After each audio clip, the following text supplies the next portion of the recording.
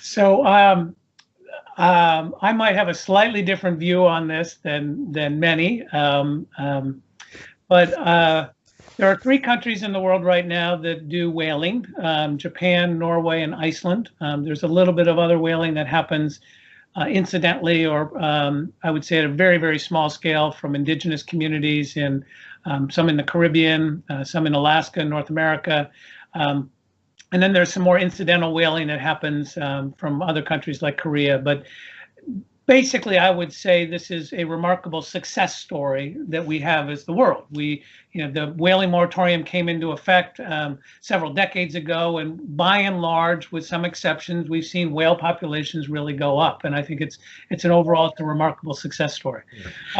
The International Whaling Commission, though, has been a very moribund and polarized international institution with lots of factions going back and forth, in large part because Iceland, Japan, and Norway were continuing to do various larger scale whaling operations. And Japan made a decision only recently to essentially leave the IWC, the International Whaling Commission, because they felt that that body was not giving them the authorization that they wanted and needed to do the whaling that they wanted to under a sustainable regime, which is what Japan said they wanted to do. Japan's view was that the IWC was supposed to regulate whaling, not prohibit whaling. Mm-hmm. And they were frustrated after years and years of not getting that body to allow them to do what they wanted to do. And so they made a decision to stop whaling into Antarctica and to only whale on a sustainable basis in the waters around Japan. I actually look at this twofold. I look at it, one, as probably a good story for the whales.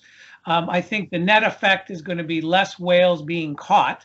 Remains to be seen if that's the case. If Japan keeps to its limits within its own with its own EEZ, which it says it's going to do, but if it does that, it's going to be less whales caught because they're now getting out of the Antarctic, and they're essentially not going to increase the amount of whales they're catching around Japan.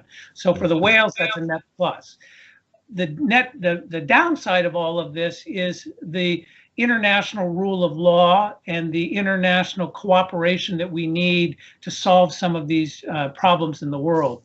You know, I always kind of felt that if we couldn't figure out whaling, we're never going to figure out climate change, right? Mm. And so this is the sad part of that decision that Japan made. But I think overall, this is not a view maybe shared by many in the conservation community. This is going to be a net plus for the whales. Although it's probably not a net plus for some of the conservation challenges that we have to face going forward as a world.